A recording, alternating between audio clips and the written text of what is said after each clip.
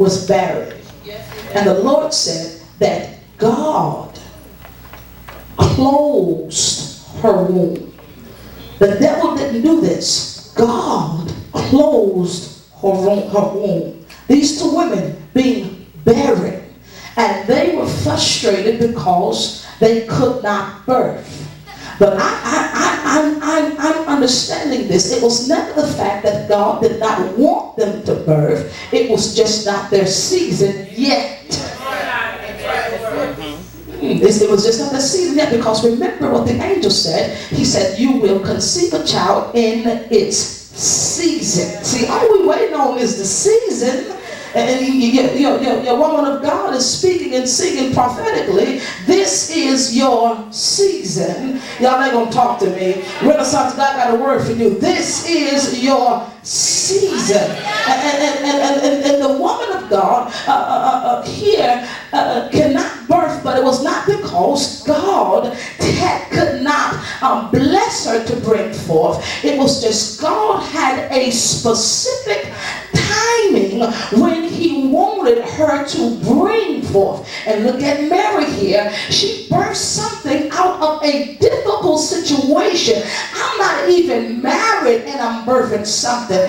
So in these positions of these two individuals, it is not as convenient or a good time to bring forth. But God said, I held your womb up not because I was not able. I was waiting on the time.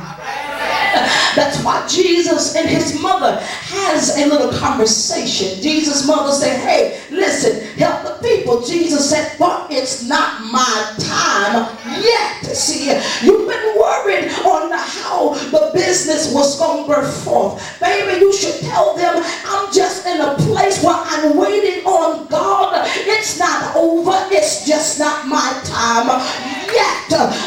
Some of you want to be married. God said, you think I called you to be lonely? It's just not your season yet. Because God has a plan. Because I understand him in authority. And I understand him in a plan.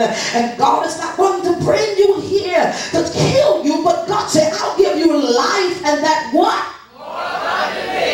So here, I love God the way he works, because the church is going through what we call process. God said before there is a natural conception, that must first be a spiritual conception. And the only people that will be able to survive this season, mommy, is not the people that got everything together. It's the folk that ain't got nothing but a word. I wish I had somebody. It's the people that say, I ain't got it yet, but God has spoken it, and it's being conceived inside of me. So what the devil has done is he's manipulated the people of God and what we taste, touch, and feel.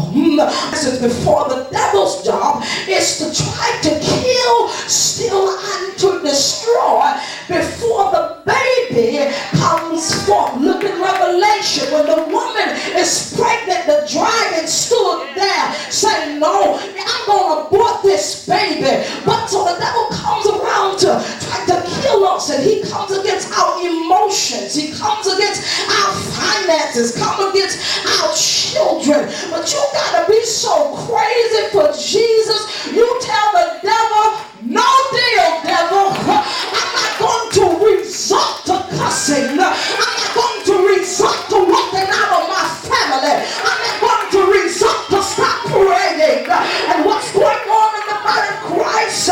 We have people, you come to church, but every time the devil knocks on your door, you throw it in the towel. You stop paying your tithe. You stop giving. You stop coming.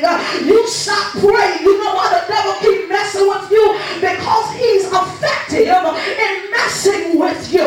But when the devil finds a crazy believer who will just stand through everything they're going through, and then you know what? We're standing with our helmet of salvation on. We're standing with our garments on, and then we have that